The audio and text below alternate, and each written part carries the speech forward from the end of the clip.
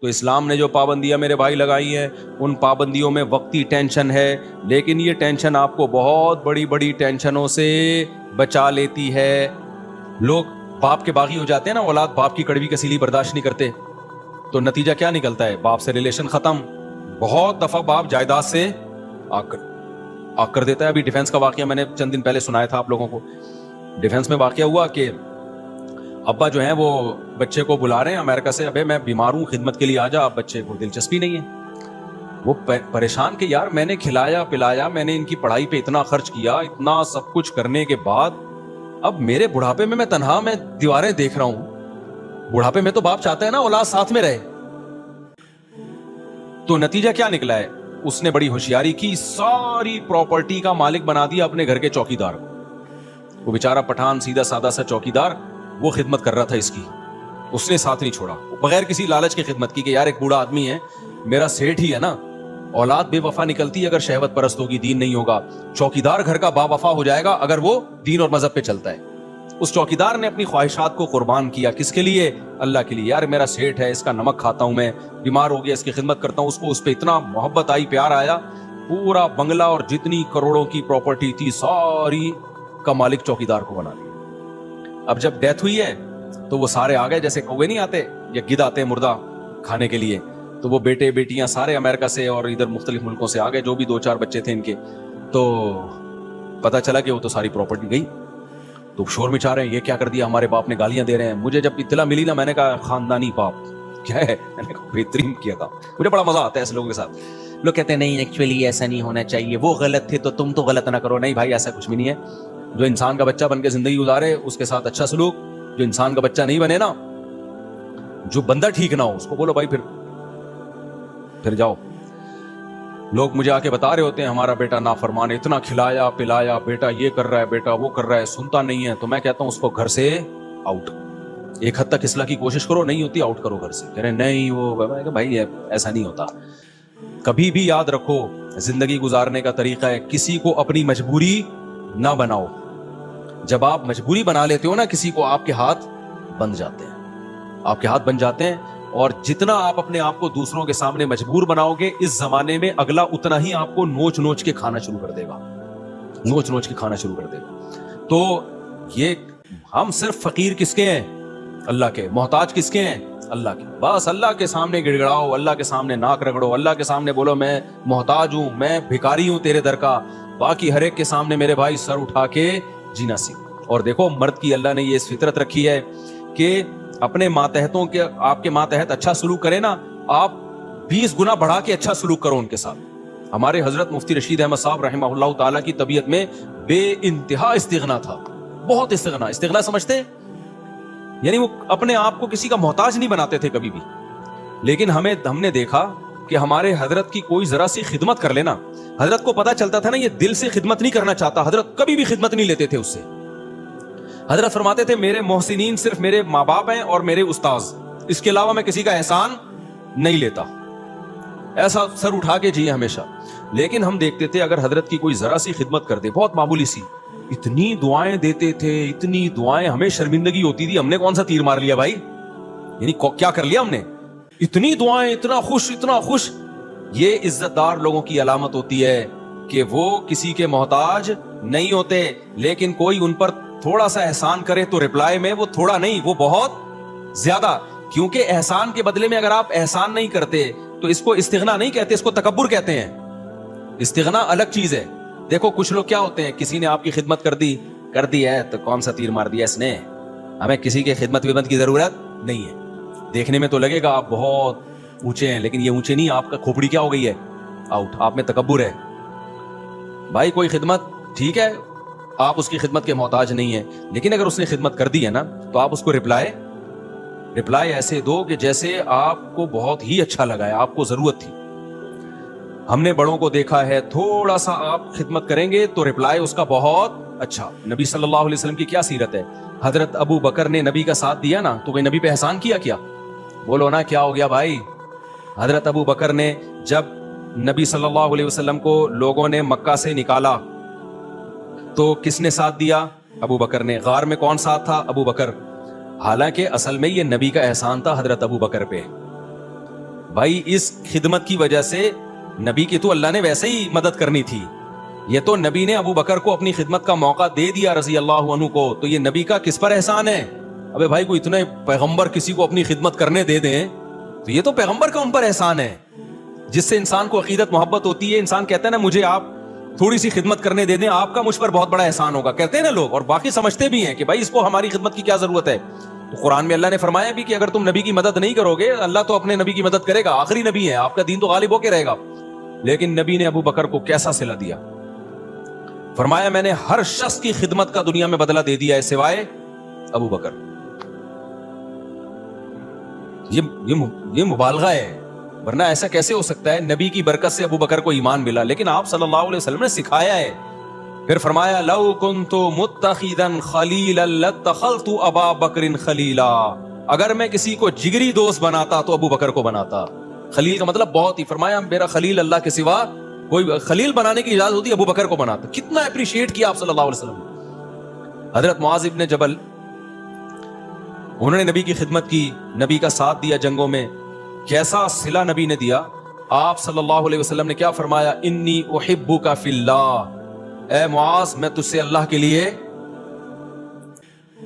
محبت کرتا ہوں. جس سے آپ کو محبت ہونا, صحابہ کو پیغمبر سے کس قدر محبت تھی.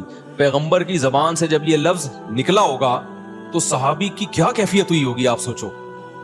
جب انہوں نے یہ سنا نا تو رونے لگے. تو کیا یہ نبی اپریشیٹ کر رہے ہیں, حوصلہ افزائی کر رہے ہیں. حضرت خالد ابن ولید رضی اللہ تعالیٰ نے جب جنگ جتوائی ہے تو آپ نے کیا فرمایا, سیف من سیوف اللہ, اللہ کی تلواروں میں سے ایک تلوار. یہ نبی کی سیرت سے ہمیں پتہ چلتا ہے کہ نبی کے ساتھ کسی نے تھوڑا کیا تو نبی نے رپلائی میں بہت بڑھا کر اس کا بدلہ دیا ہے. تو اس لیے جو خاندانی لوگ ہوتے ہیں نا, عزت دار لوگ ہوتے ہیں, وہ ہمیشہ سر اٹھا کے جیتے ہیں. وہ کسی کی خدمت کے محتاج نہیں ہوتے. وہ سسرال کے جہیز کے محتاج, بولتے کیوں نہیں بھائی, نہیں ہوتے. وہ نہیں کہتے ہمیں یہ چاہیے, صوفہ چاہیے, بیڈ چاہیے, الماری چاہیے, نہ ہمیں کچھ نہیں چاہیے. ہم عزت دار لوگ ہیں بھائی, ہم خرچہ خود اٹھاتے ہیں. لیکن اب ایسا نہیں ہو. لوگ کیا کرتے ہیں, جہیز کے خلاف بیان سن سن کے نا, یہ بھی مارکیٹ میں اس طرح کے لوگ آ رہے ہیں, جہیز کے خلاف بیان سن سن کے ہمیں کچھ نہیں چاہیے, ہمیں نہیں چاہیے, ہمیں نہ گاڑی چاہیے, ہمیں نہ موٹر سائیکل چاہیے, ہمیں نہ گھڑی چاہیے, ہم عزت دار لوگ ہیں, ہم سسرال کے ٹکڑوں پہ پلنے والے لوگ نہیں ہیں. ٹھیک ہے جی, آپ کی شادی ہو گئی, سسر صاحب نے لا کے کوئی گھڑی گفٹ کر دی, ہمیں نہیں چاہیے, ہم عزت دار لوگ ہیں. اب یہ کیا ہو رہی ہے بھائی, بھائی آپ کو نہیں چاہیے نا, اب بغیر چاہت کی ایک چیز مل رہی ہے, آپ لیں جے نا, اب آپ کا بہت بڑا احسان ہے. یہ نہیں بولے سستی والی لا کے پکڑا دی آپ نے مجھے, ٹھیک ہے حضرت یہ بڑی خدمت آپ کی, اللہ آپ کو جزائے خیر دے, ہم تو بہت شکریہ آپ کا. تو اس میں اس کو اپریشیٹ کرنا چاہیے, کیونکہ اس کے سامنے کہنا کہ ہمیں نہیں چاہیے, یہ پھر استغنا نہیں ہے, بلکہ یہ کیا ہے, تکبر. سمجھتے ہو کہ نہیں سمجھتے؟ تو بڑا جب کوئی چیز دے تو آپ سینے سے لگائیں اس کو کہیں کہ بھئی بہت بڑی چیز مل گئی. آپ کے ابا, آپ کی اماں آپ کو کچھ گفٹ دے. حضرت مولانا شرف علی تھانوی رحمہ اللہ تعالیٰ کی زوجہ نے ان کے لیے بڑی محنت سے اچکن بنائی. اچکن پتہ ہے کیسے کہتے ہیں؟ پہلے زمانے میں ہوتی تھی اچکن ہی ہے نا, کچھ اور میری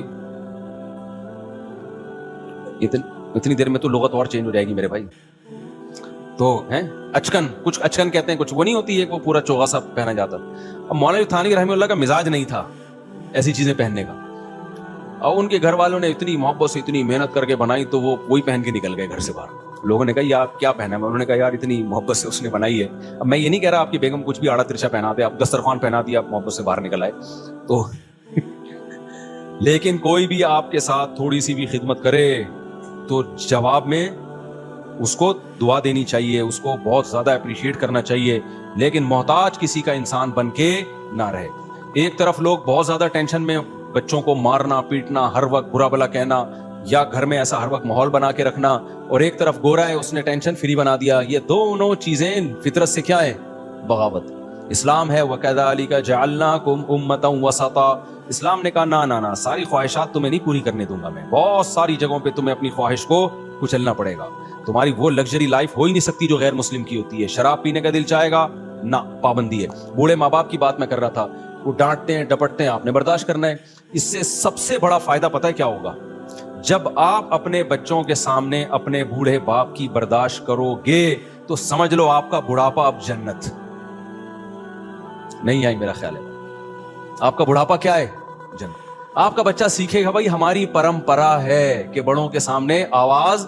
دیکھو میں 1 گھنٹہ تقریر کروں نا کہ باپ کے سامنے مت چیخو, باپ کی خدمت کرو, خدا کی قسم اس کا 1% شاید اثر ہو جائے.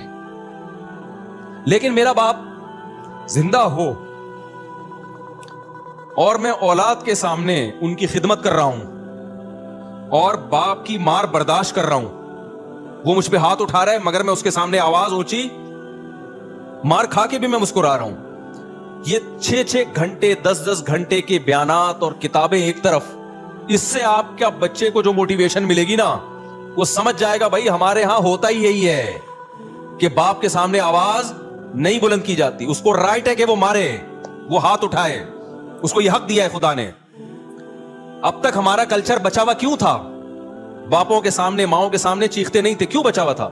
اس لیے کہ دیکھتے آ رہے باپ. اب سیٹ اپ ختم ہو گئے نا, تو شادیاں دیر سے ہو رہی ہیں, بچے پیدا ہی ایسی عمر میں ہوتے ہیں کہ آپ کے باپ کا انتقال ہو چکا ہوتا ہے. یہ بھی ایک بڑا نقصان ہے. پہلے لوگ بچے دیکھتے تھے ہمارے ابا اپنے ابا کی ایسی خدمت کر رہے ہیں. ہم نے ایسے خاندان دیکھے ہیں کہ دادا بیٹھا ہوا ہے نا, مجال ہے کوئی منہ سے آواز بھی نکال رہے, وہ پتہ چلتا تھا واقعی دادا ہے. اب دادا ایک لقب رہ گیا, محلے کا دادا آ رہا ہے, تو سچی مچی کا دادا ہے گھر میں, اس کی کوئی 2 ٹکے کی ویلیو نہیں ہے. وہ بیچارہ کھانسنے کے لیے ہے بس, اس کی کھانسی سے بھی تکلیف ہوتی ہے, جراثیم پھیلا رہا ہے گھر میں بیٹھ کے. وہ تو اسی طرح میرے بھائی جو عورت شوہر کے سامنے آواز پس رکھتی ہے اس کی بیٹیاں بھی کیا کرتی ہیں. تبھی کہیں رشتہ لینے کے لیے جایا کرو نا تو یہ دیکھا کرو میری ساس کا میرے سسر کے ساتھ ایٹیٹیوڈ کیسا ہے. یہ بہت امپورٹنٹ بات ہے. اگر وہ ساس اپنے شوہر کی غیبتیں کر رہی ہے اور وہ میرے میاں ایسا ہے تو بیوقوف ہے, مجھ سے پوچھو کہاں شادی کرنی ہے کہاں نہیں کرنی, ان کو کیا پتا بیچاروں کو. اور وہ چیخنا چلانا چل رہا ہے تو سمجھ لو کہ 90% چانس ہے کہ آپ کی بیگم بھی آپ کو طبیعت سے ایک لگایا آپ نے تو آگے سے کیا کتنے لگائے گی, وہ 4 لگیں گے رکھ کے. یہ ہوتا ہے مارکیٹ میں چلتا ہے. تو یہ تو ماحول ہے بھائی نبی صلی اللہ علیہ وسلم کے. دیکھو میں جب نیا دین کے علم کی طرف آیا نا تو مجھے بہت زیادہ اشکال ہوتے تھے کہ نبی صلی اللہ علیہ وسلم نے ہر چیز زبان سے بتا کے لکھوا کے چلے کیوں نہیں گئے. آپ بتا دیتے پڑوسیوں کے یہ حقوق ہیں, گھر والوں کے یہ حقوق ہیں, فلانوں کے یہ حقوق ہیں, یہ حقوق ہیں, پوری زندگی ایک مرتب کر کے چلے جاتے. نہ فقہ جو مرتب ہوا ہے نا پیغمبر کی سیرت سے ہوا ہے, پیغمبر سے عمل کروایا گیا ہے. کیونکہ نبی کا کام صرف مسئلہ بتانا نہیں ہے, مسئلے پہ شریعت پہ لوگوں کو چلانا ہے. چلانے کے لیے ضروری ہے کہ صحابہ آپ کو خود چلتا ہوا دیکھیں اس پہ. تبھی تو اللہ نے فرشتے کو نبی بنا کے نہیں بھیجا. فرشتہ اگر نبی بن کے آتا نا تو پتہ کیا کہتا, جب رمضان کا چاند نظر آئے تو روزہ رکھ لینا, اور جب عید کا چاند نظر آئے تو روزے چھوڑ دینا. بس بھائی ہم کہتے ہیں نا یہ اس کو تو نہ رمضان اس کی صحت تو کوئی فرق پڑتا ہے نہ چوال, لیکن صحابہ دیکھ رہے ہیں یار نبی صلی اللہ علیہ وسلم کیسے روزے پہ روزے رکھ رہے ہیں. تو جب تک انسان کا عمل سامنے نہیں ہوتا موٹیویشن نہیں ملتی ہے. دیکھو میں ایک اور مثال دیتا ہوں. صلح حدیبیہ کے موقع پہ مشرکین مکہ نے صحابہ کو عمرہ کرنے سے روک دیا. اب عمرے کا احرام باندھا ہوا ہے سب نے. آپ کو مسئلہ پتا ہونا چاہیے کہ جب ہم عمرے کا احرام پہن لیتے ہیں, لبیک اللہم لبیک کہہ دیتے ہیں, تو جب تک طواف اور سعی نہ کر لیں وہ احرام اتارنے کی اجازت بولو نہیں. بالکل ایسے جیسے تکبیر تحریمہ کے لیے نیت باندھ لی نا, تو جب تک 2 رکعتیں پڑھ کے سلام نہیں پھیرو گے آپ کو نیت توڑنے کی اجازت نہیں ہے, گناہ ہے نیت توڑنا. تو ایسے ہی احرام جب ایک دفعہ باندھ لیا جائے نا تو جب تک عمرہ نہ ہو جائے آپ اس احرام کو نہیں کھول سکتے. تو صحابہ احرام میں بیٹھے ہوئے ہیں, مشرکین نے آپ کو منع کر دیا, معاہدہ کیا کہ بھائی اگلے سال آنا آپ عمرہ کرنے کے, اس سال نہیں کر سکتے آپ. تو اب صحابہ پریشان, پہلے موت پہ بیعت کر چکے ہیں 1400 صحابہ کہ ہم لڑیں گے ان سے. تو موت پہ بیعت بھی ایسے جذبات بنے ہوئے ہیں, بھائی ہم نے تو ان سے لڑنا ہے, موت پہ بیعت کر کے تیار بیٹھے ہوئے لڑائی کے لیے. اب شرطیں ساری کافروں کی مان رہے ہیں, اور پھر مزید شرط یہ کہ عمرہ کے بغیر احرام بھی کھول دو آپ, یعنی سر منڈا لو پہلے ہی اور احرام کھول کے دم دو. یہ تو اور ان پہ شاک گزرا کہ بھئی یہ تو ذلت در ذلت در ذلت ہے, ہم کیسے مشرکین کے کہنے پر ہم عمرہ چھوڑ دیں اور سر منڈا کے احرام کھول دیں, یہ تو بڑا مسئلہ ہے. نبی صلی اللہ علیہ وسلم نے صحابہ سے فرمایا بھائی سر منڈاؤ اور احرام کھول دو. کوئی بھی نہیں کھول رہا, ٹھیک ہے بھائی ہم کیسے کر لیں کیسے کر لیں, سب ڈر رہے ہیں کہ بھئی ہم یہ تو عمرے کا احرام باندھا ہوا ہے, ہم دباؤ میں آ کے کیسے کر لیں بھائی. تو آپ صلی اللہ علیہ وسلم پریشان ہو گئے کہ بھئی میں سب کو کہہ رہا ہوں کہ سر منڈا لو اور احرام کھول دو, لیکن کوئی بھی نہیں کر رہا یہ کام. آپ کہہ سکتے ہیں بھئی صحابہ نبی کی نافرمانی کیسے کر رہے ہیں. دیکھیں نبی کی حکم کی 2 حیثیتیں ہوتی ہیں. بعض دفعہ آپ صلی اللہ علیہ وسلم کو حکم دے رہے ہوتے ہیں, صحابہ سمجھتے ہیں شاید یہ کوئی سیاسی حکم ہے, یعنی ہماری آسانی کے لیے دیا جا رہا ہے, یہ کوئی واجبی حکم نہیں ہے, ہماری آسانی کے لیے. عزیمت اسی میں ہے کہ عمرہ کیا جائے. ہوتا ہے نا بعض دفعہ آپ کسی کو اجازت دیتے ہیں, چل بھائی چھٹی کر لے, تو آج تو چھٹی کر لے. وہ ٹیچر چاہتا ہے کہ سبق ہو لیکن کہتا ہے کر لے چھٹی, تو طالب علم کہتا ہے نہیں سر ہم پڑھیں گے. ایسے ویسے مارکیٹ میں ہے نہیں, لیکن ایک مثال دے رہا ہوں میں. تو اور اتنے اچھے ٹیچر بھی نہیں ہے کہ آپ کا چھٹی کرنے اور کیا نہیں پڑھو. وہ بھی کہتا ہے جا. کراچی میں تو ایک بوند برسنے سے پہلے ہی 1 مہینے کی اسکول کی چھٹیاں ہو جاتی ہیں. ابھی 2-4 بوندیں اور پڑ گئی تو 6 مہینے کی چھٹی. خیر, تو نبی صلی اللہ علیہ وسلم کو پھر حضرت صفیہ نے مشورہ دیا, آپ کی زوجہ نے فرمایا یا رسول اللہ آپ ان لوگوں کو آرڈر نہ کریں, آپ سر منڈا لیں, احرام کھول لیں بس. تو نبی صلی اللہ علیہ وسلم نے کیا کیا, سر منڈایا, احرام کھول دیا اپنا. جیسے ہی نبی نے کیا سب نے سر منڈا کے کیا کر لیا.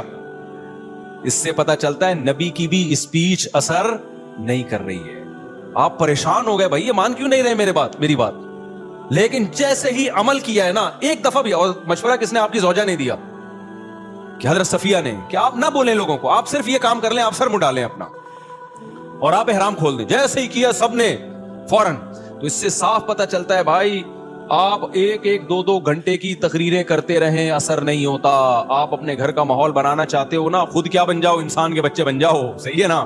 ماحول آہستہ آہستہ سیٹنگ پہ آنا شروع ہو جائے گا. اپنے بڑوں کی خدمت کر کے دکھاؤ, اپنے بڑوں کو رسپیکٹ دو, اپنے بڑوں کا احترام کرو. آج ہو کیا رہا ہے, مائیں اپنے بچوں کے سامنے نا بچوں کے چاچو کی غیبتیں کر رہی ہوتی ہیں. تمہارا تو چاچو ایسا ہے, تمہارا تو باپ ایسا ہے, تمہارے باپ سے. ایک صاحب مجھے کہنے لگے 40 سال ہو گئے میں اپنی بیگم کی خدمت کرتے ہوئے, بیگم بچوں کے سامنے کہہ رہی تھی تیرے باپ نے ہمیں دیا کیا ہے. اچھا بس ختم, تمہارے باپ نے جو ہے نا کیا ہمیں کچھ بھی نہیں. تو میں نے کہا پھر آپ کیا جواب دیتے ہیں؟ کہہ رہے میں کہتا ہوں میں معذرت چاہتا ہوں بیگم, میں آپ کی صحیح خدمت, کیونکہ اگر وہ بچوں کے سامنے کہہ دے نا کہ یہ غلط کہہ رہی ہے تو ایک جنگ چھڑ جائے گی. کیا ہو جائے گا, بچے دیکھیں گے اماں ابا ہمارے دونوں کیا ہیں, فائٹر ہیں. تو وہ صاحب کہتے ہیں میں فائٹ سے بچنے کے لیے کیا کہتا ہوں کہ ایکسکیوز کرتا ہوں, میں نے 40 سال آپ کی خدمت جیسی خدمت کرنی چاہیے تھی کائنڈلی وہ خدمت نہیں کر سکا. تو اب پتہ نہیں کون اس پہ صحیح تھا کون غلط تھا, واللہ عالم. بہرحال تو مائیں بعض دفعہ یہ کر رہی ہوتی ہیں بچوں کو باپ کے بارے میں, تمہارا باپ ایسا تمہاری, اور باپ بعض دفعہ ماں کے بارے میں تمہاری ماں ایسی. تو خوب سمجھ لو یہ بچہ نہ باپ کا رہے گا اور نہ ماں کا رہے گا. مائیں سمجھ رہی ہوتی ہیں یار ایک اور واقعہ میرے سامنے آیا ہے, ان کے آنسو رونے کا دل کرتا ہے. ایسے واقعات بھی آتے ہیں, ماں بیمار ہوئی ہے نا, اب بچہ ماں کی زیادہ خدمت کر رہا ہے تو باپ کو غصہ آ رہا ہے. باپ بیمار پڑا ہوا ہے, بچہ باپ کی بہت خدمت کر رہا ہے تو ماں کو غصہ آ رہا ہے کہ کیوں ابا کو اتنا کیوں فری کرایا ہوا ہے. بس اعتدال سے رہو, زیادہ غلام بننے کی کوشش. یار تو اپنا بڑھاپا دیکھ لے بھائی. جو بچہ تیرے شوہر کی خدمت کر رہا ہے بیماری میں, جس کو تو کہہ رہی ہے مکھن لگا رہا ہے, چاپلوسی کر رہا ہے, چمچا بنا ہوا ہے, تو خوش ہونا چاہیے کہ کل وہ تیری بھی کرے گا ایسی خدمت. اس کو اس سے باغی بنا رہی ہیں. کتنا بڑا جرم ہے یار, کیسے بے وقوف لوگ ہیں کہ نہیں ہے. تو اس لیے صبر کا مطلب کیا ہے, اللہ نے جو کہا نا کہ صبر کرو, صبر ان الانسان خلق ہلوعا, انسان جلد باز ہے, اس میں صبر نہیں ہے. تو یہ جو غیر مسلموں میں بے صبری پیدا ہوئی ہے نا, خودکشیاں, وجہ اس کی ہے کہ ان کی زندگی میں پابندیاں ختم. جب پابندیاں ختم تو یہ ان میں صبر کا مادہ ہی ختم ہو جاتا ہے. ذرا سی ٹینشن آئی, اور ٹینشن ان کی ریلیشن خراب والی ٹینشن ہوتی ہے, سب مادہ پرست بن گئے ہیں. ذرا سا پیسہ گیا تو سب کچھ گیا. یار بچہ 18 سال کا ہوتا ہے تو باپ کہتا ہے کہ کرایہ دے میرے گھر میں رہنے کا, سمجھ رہے. بچہ 18 سال کا ہوا نا تو باپ کہتا ہے تیرے باپ کا گھر نہیں ہے, ٹھیک ہے, کیا دے گا, کرایہ دے گا. اتنی مادہ پرستی جو سوسائٹی میں آ گئی ہو تو خودکشیاں نہیں ہوں گی کیا وہاں پہ؟ ریلیشن صرف کتے سے اور پیسے سے بس. تو میرے بھائی اپنے سسٹم کو بچاؤ. اللہ نے ہمیں بہت ساری پابندیاں لگائی ہیں, بہت ساری ٹینشنیں دی ہیں. نظر کی حفاظت کی ٹینشن, باپ اور ماں کی برداشت کرنے کی ٹینشن, بیوی کی کڑوی کسیلی برداشت کرنے کی ٹینشن. عورت کو حکم دیا, شوہر الٹا سیدھا ہے, کوئی بات نہیں بھائی, میاں ہے نا سرپرست ہے, تھوڑا سا برداشت کر لو. غلط کیا اس نے تھپڑ لگا کے, لیکن لگا دیا تو آگے سے رپلائی مت کرو ورنہ تمہارا ہی نقصان ہوگا اس میں. تو یہ جو پھر رمضان کے روزوں کی ٹینشن, شراب سے بچنے کی ٹینشن, یہ بہت ساری ٹینشنیں کیا کرتی ہیں, ہمارا جو امیون سسٹم ہے اس کو کیا کر دیتی ہیں, بوسٹ. پھر کبھی زندگی میں کوئی ٹینشن آئی تو اتنی ساری ٹینشنیں جھیلی بھی ہوتی ہیں کہ یہ ٹینشن ہمیں ہلکی لگتی ہے. بالکل وہ ایک جو بدماش تھا نا, سعودیہ کے جیل سے چھوٹ کر آیا, مجھے اپنا واقعہ بتا رہا تھا. انڈیا میں بڑی بدماشیاں اس نے کی ہیں. کہہ رہا میں نے انڈیا میں اتنی جیلوں میں مار کھائی ہے کہ ایک دفعہ سعودی عرب میں پکڑا گیا تھا تو جب وہ مجھے مار رہے تھے تو مجھے ایسا لگ رہا تھا گدگدیاں ہو رہی ہیں مجھے. میں نے اس کو پوچھا نا یار تجھے اتنا مارا تو نے راز اگلا کیوں نہیں؟ وہ اپنی کمپنی کو بدنام نہیں کرنا, وہ یہ نہیں بتا رہا تھا میں فلاں کمپنی کا آدمی ہوں, کمپنی سے وفا کی اس نے. دیکھو اس نے کہا کہ اگر میں نے بتا دیا نا فلاں کمپنی کا ہوں تو کمپنی کا تو قصور تھا نہیں, لیکن کمپنی بدنام ہوتی, اس کا کاروبار بیٹھ جاتا. کہتا ہے میں نے کہا میں کمپنی کا ملازم ہوں, مار کھاؤں گا, کمپنی کو بدنام نہیں کروں گا, جو میری غلطی ہے میری ہے, میں کمپنی پہ کیوں ڈالوں. اتنی مار کھائی لیکن منہ سے اگلا نہیں. میں نے کہا کیسے برداشت, کہہ رہے ہم عادی ہیں. لیکن اس کا فائدہ کیا ہوا برداشت کا؟ کمپنی کے اونر کو جب پتا چلا نا یار اس نے اتنی مار کھائی, ہماری کمپنی کو بدنام نہیں کیا, انہوں نے کمپنی نے اس کو پارٹنر بنا دیا اپنا. اب وہ ارب پتی ہے, وہ کروڑ پتی ہے. وہ سمجھتے نہیں ہو میرا خیال ہے بات. تو یہ جو میرے بھائی اسلام کی پابندیاں ہیں یہ آپ کو کیا کر دیتی ہیں, اسٹرانگ کر دیتی ہیں, مضبوط بنا دیتی ہیں. غموں کو جھیلنا آپ کے لیے آسان